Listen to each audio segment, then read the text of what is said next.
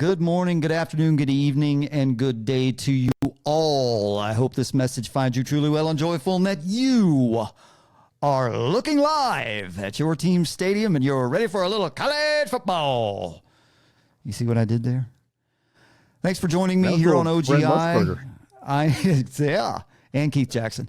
I am your host, Scott Schroeder, not Brent Musburger or Keith Jackson, but I am always flesh and blood, never, ever AI generated, and I am grateful for a little bit of your valuable time. Your active support helps the show survive and advance. Wherever you are consuming this, please do all the likey, subscribey, sharey, things like that the stupid algorithm overlords demand.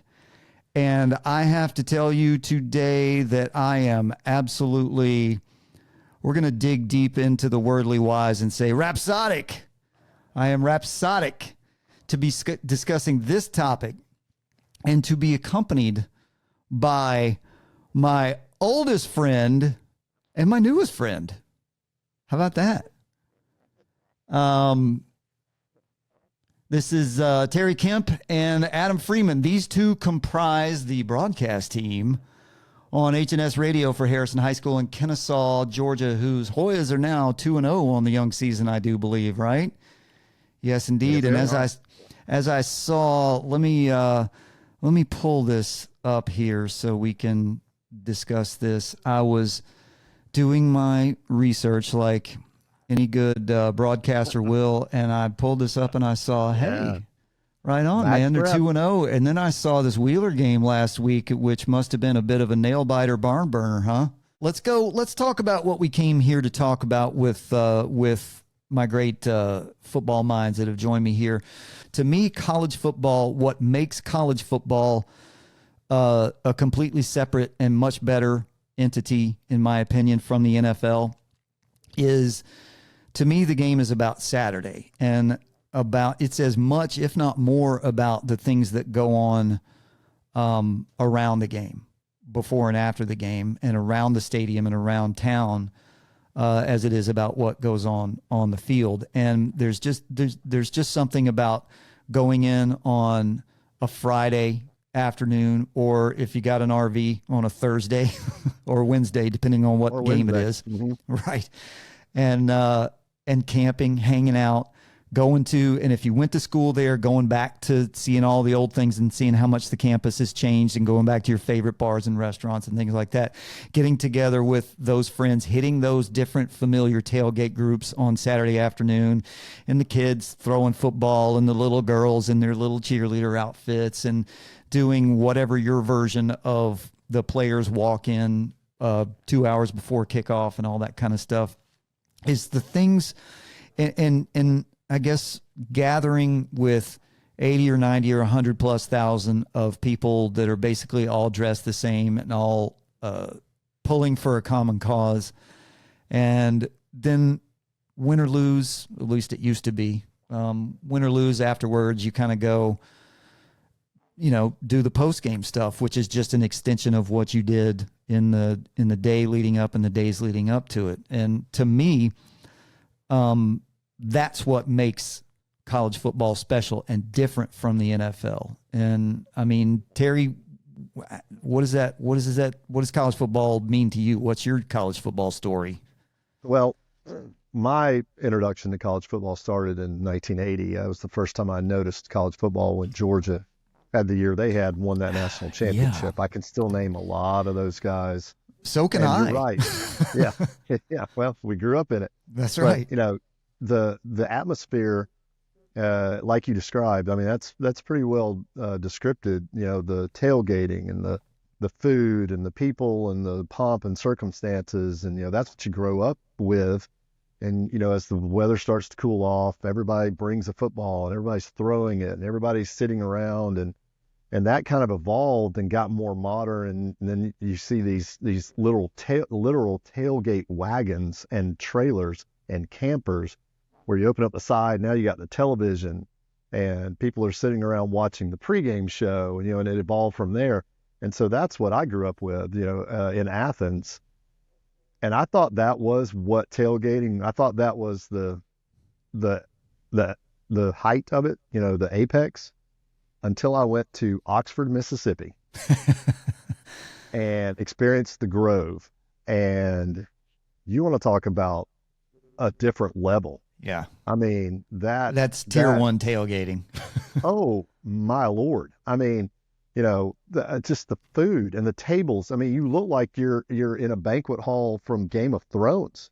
And Right. the food is stacked up, you know. I mean, you're just waiting for somebody to come by and pick up the grapes and start feeding you.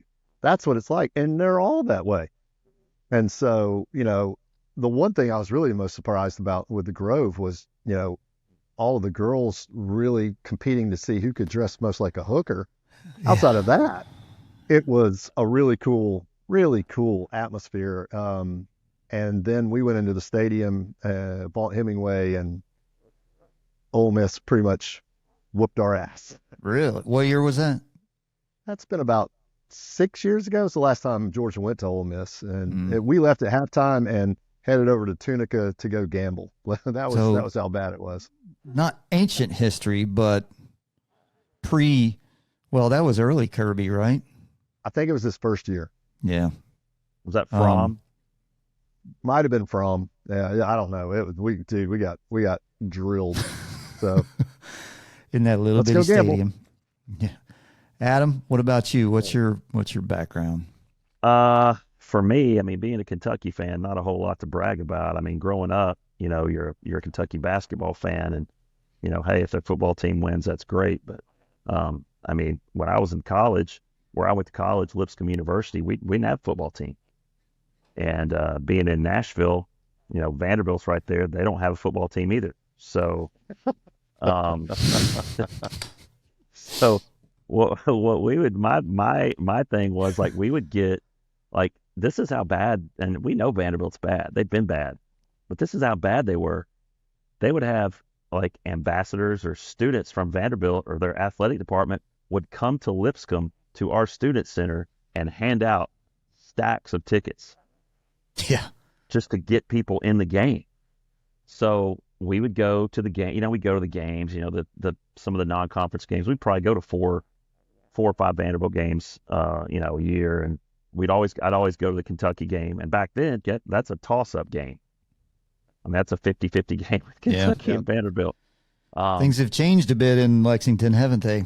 They have, and for the better. But yeah, just the atmosphere and having that SEC school close by, even though they weren't very good, you see the difference in attendance, like when an Alabama comes to town, Tennessee comes to town, Ole Miss, all those fans come. When Kentucky comes, that place is blue. When Tennessee comes, that place is orange. So Yeah. it's kind of stinks for Vanderbilt, but that's kind of what I grew up with. And now, you've got, Kentucky putting together, 2 5-win seasons the last 4 years. We had to vacate one. That's just lame. All right, that's just stupid. Like, I don't Everybody forget understand. what you saw. Yeah, that 10-3 season didn't happen. Okay, we just kicked the crap out of everybody except for like Georgia and Tennessee and like one other team, and and that was an amazing team. Couple of first round draft picks on that team, and so for me, it's not like I know it happened. I watched it. So yeah, we were 10-3, and we've had 2 10-win seasons. So for me in my lifetime, I think the Kentucky fans, the younger Kentucky fans, they don't appreciate how good it is right now. Yeah. Look, if we go 8-4, like they're like, man, we should be 10-2. I was like, do you understand who you're playing every Yeah. week? Like if you go 10-2, that's remarkable. Yeah, there's a 8-4, bleed over of a mentality, I think, that comes into that for a younger fan that's either I think the what do we call what's something like I don't know, you're number one or you're trash, right? And so if yeah, you there's no don't in win between. Yeah, if you don't win 11 or 12 games, then why are you even here? And it's like yeah.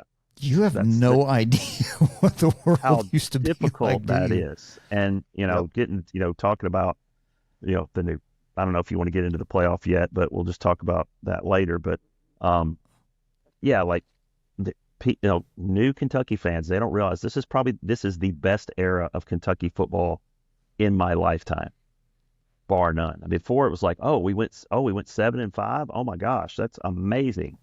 And now, Stoops, for all his detractors, which I don't know why they're detracting. I mean, the guy's doing the best he can, and he's won more than any other Kentucky coach. Yeah, I I don't know think how when you you're can complain about him. when you're surrounded, when the media was so Alabama focused for 15 years, and now they're going to do the same with Georgia now that Saban's gone. Kirby's going to be forced to pick that mantle up. But when you're surrounded by that, you sort of lose touch. It's like, well, that's what we should be doing, right? And there's not a lot of thought, I don't think, put into, because everything's so microwave and temporary and fleeting, that is there much thought even put into what the heck it takes to build a program, especially when you're doing it in proximity to, well, in Kentucky, you guys are so proximal to Ohio that you're actually competing with Ohio State for those Ohio recruits. State, Louisville, Cincinnati, West Virginia, Tennessee. Yeah. I mean, it's and honestly, like, with Stoops being from Ohio, he's kind of given us a pipeline into some of those Ohio guys. Yeah. And we've had some guys. We get guys from Georgia. Heck, we got Dumas Johnson transferred to Kentucky. He's going to be our starting middle linebacker this year. I mean, he got hurt, and it just so happened that Georgia just plugged in another All-American, and he balled out. Imagine. And Dumas Johnson didn't have a job, so he's like, "Hey, I can transfer. I'll go to Kentucky." Yeah. So we're glad to have him. That's for sure. Well, let me tell you, since we went a little down memory lane there, I'm rocking my Furman Paladins purple for my wife. I married way above my skis, married a Furman girl. And Furman has are we still calling it 1AA? I think so. They are FCS. FCS, right. For an FCS school, has a lot of success. They got banners and signs all over the stadium from a deep run all throughout the 80s and into the 90s of playing for and winning national championships, which at the FCS 1AA level was an actual playoff for a long, long time. And even recently, last year, now that we've moved back into the area, we live about 20 minutes from campus now. And so I wanted to give my wife her experience back. And so we would make the 5-hour, well, let me hold that. Let me get in there. Anyway, so being near Furman again, it's actually a lot of fun. Growing up a fan of another large SEC school with a lot of large, intense rivalries, it's actually a lot of fun to attend games on an FCS level where you still have fans that have a love for their school and for the game, but they don't lose their shit like we were just talking about if you lose a game. So my story, interestingly enough, Terry, we can kind of dovetail into the whole 1980 thing. Terry and I grew up together, and we lived close by for all throughout our childhood. And I can tell you that in 1980, I watched the cocktail party. I watched Lindsey Scott run that ball back, standing in Oshman's in Greenbrier Mall. My dad was the general manager of Oshman's, and he was working at the Greenbrier Mall store, and they had a big old TV set up out in sort of the courtyard area of the mall, and that's where I watched that. And so my dad he played football at Gardner Webb, and interestingly enough, my grandparents, his parents, were Tech people for no other reason than they grew up in Atlanta, and that was the thing. Tech was phenomenal for a long, long time. But my dad was a Bulldog, and I don't know where that happened, but he was highly, strongly devoted and brought me up the same way. And in 1980, the University of Georgia Bulldogs and Herschel Walker won all their games and went to play for the national championship versus Notre Dame in the Sugar Bowl on January 1st of 1981. or was it January 2nd? I forget. Doesn't matter. It was And one of my grandparents, my mom's parents, lived in New Orleans, and so my dad packed me up and we roadied down to New Orleans. And so for the whole time, I'm like, we're going to see Georgia play Notre Dame for the national championship, and I was 11 years old. This is a very foundational time for a young man, right? And so it turns out that it came time to leave to go down to New Orleans for the game. My grandparents lived in Covington across the lake. And my dad, unbeknownst to me, my parents had divorced by then. And so my dad took this girl he was dating to the game and didn't tell me about it beforehand. And yeah, right. So that would have been my first real big time college football experience, and it would have cemented me forever. However, as fate would have it, the guy that my mother was dating went to another SEC school, and as it turns out, he's the one that took me to my first college football game. So as we transition over into our schools, I will go ahead. I feel like I'm committing. I'm doing a commitment ceremony. Get the hat. It's not so subtly in the background of my shot either, and it's been there and all the stuff that's there behind me. But anyway, so you can imagine what that did in my family. And I have been the black sheep in my family ever since. And it has been a hateful, hateful time. All right. On that note, boys, you guys got anything else to close with? I appreciate you having me on. It was very good, very enjoyable. Appreciate it. I enjoyed having it. Appreciate you coming in, Adam. Who y'all got? Who's Harrison got this weekend? North Paulding at the Den. Up in the country. Yeah. Although Paulding County is not as much country as it was when we were in high school. Trust me, it's not. I so live far in out in the Paulding weeds. County. I live there, and it's taken me. The traffic now is crazy. Just getting to work. All right. Yeah, just remind everybody they can listen to us on hnsradio.com. HNS Radio, go to Podbean. And Podbean's a good platform, man. Yeah, go to Podbean, follow us, follow our HNS Radio podcast on Podbean, and you'll get notifications when we go live every Friday at 7. Cool. All right, let's get y'all out of here. We're getting ready to do some big changes, so it's worth going ahead and getting on at the ground floor, because we're gonna really spice some things up soon. Still need some sponsors, by the way. All right, so there you go. Anybody out there wanting to sponsor some Kennesaw area high school football, get after it. You know where to find them, HNS Radio on Podbean. And all right, gentlemen, I appreciate you. Y'all have a good night. Thanks, sir. See you.